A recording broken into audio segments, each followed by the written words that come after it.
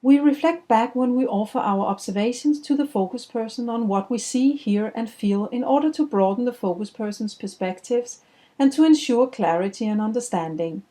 Reflecting back includes the ability to bottom line, mirror back, and acknowledge. Bottom lining.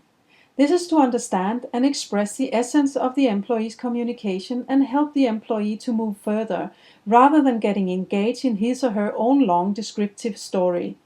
To find the essence, you can benefit from using questions like, what is this really all about? What is the most important essence of your story? When listening to your own story, what is your most open question? What is the main goal that you want to achieve? What is the difference that could make a difference to your situation? A part of bottom lining is to find the large agenda through knowledge about a small agenda. When asking the focus person what his or her goal is, you might get an answer that has to do with the small agenda. It could be, I have to prioritize my time better. When asking, what is this really all about? You may eventually get the answer, I do not dare to delegate since I do not really trust my employees.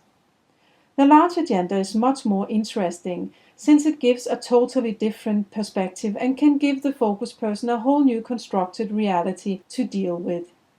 Prioritization of your time can be solved by a simple tool where trust is a behavioral thing that needs more consideration. Most often there is a larger agenda and you need to repeat the question, what is this really all about, to get there. The more curious you are and the more the focus person perceives you as curious, the easier the larger agenda pops up. The larger agenda is, so to speak, hiding behind the smaller agenda. Here are some examples of what a smaller and larger agenda could be. I need to structure my day better. I feel like I'm not there for my family. I want to communicate more in public. I do not have the courage to say what is needed. I need to delegate more. I want things to be perfect and I really only trust myself to do it. I want to get others to take responsibility. I prefer to do it myself because I'm faster. I want to structure my work better. I'm bored and I postpone the obvious decision. I need to be more proactive. I want to avoid conflicts. I want to understand other people better. I do not have the patience. I need to deliver on time. I love to spend a lot of time fine-tuning my work. I want other people to feel competent.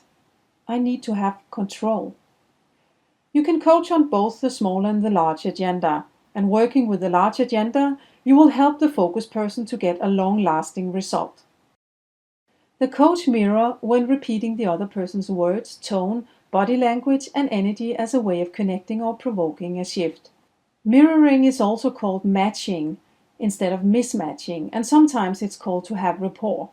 When you mirror the focus person, they tend to relax more because they sense that you are a supporter and not a competitor.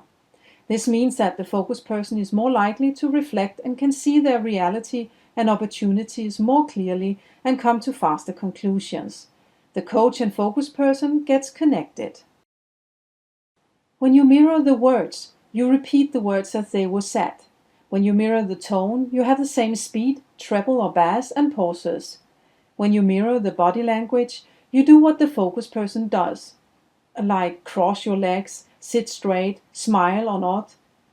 When you mirror the energy, you use words, tone, and body language to reflect the present energy level. If the focus person has a low voice and not moving much, it can be overwhelming if the coach has a loud voice and a lot of body language. It can also be very irritating if the focus person has a fast pace and the coach's voice is low and filled with pauses. However, it can be beneficial to speed up with one focus person to get energy and action, and to slow another one down to offer time for reflection. Be aware that some focus persons uses the pauses to have an inner dialogue, convincing themselves that they can't do what it takes. Here's an example of how to provoke a shift. The focus person is very talkative and expresses a lot of thoughts about a situation in a fast tempo. This person is actually only talking to him or herself and not to the coach. The focus person can benefit if the coach can provoke a shift to get the focus person's attention to what really matters. Pick one important word or sentence you've heard the focus person say, interrupt, and provoke a shift in tempo and focus, like, I need to understand something. I'm curious about the sentence you said and take a minute to think about my question before you answer. You said, we need to do it. And my question is, what would be even more important for you to do? Or, now that you have decided to do something about it, what is the most important action you will do? To mirror is also when the coach and focus person has a mutual understanding of what can be talked about. It is about getting permission on how to connect to each other, share inner thoughts and values, trust each other, and take each other seriously. By acknowledging people for who they are, we encourage, show acceptance, and reinforce their values. We offer them an experience of being seen and accepted, and we celebrate who they are and the value they are creating. You seem to be efficient. I sense that you're honest. My perception is that you're walking your talk. It seems to me that you're fast. Am I right in perceiving that you are creative? I sense that you are ready to act. I believe that you can do it today. I believe that you're capable of much more than you have as a goal. Some people never get any acknowledgement, recognition, or appreciation. When getting it, they tend to feel more competent, strong, courageous, energized, and ready to act. No matter if the focus person is usually getting acknowledgement or not, it is a strong driver for actions.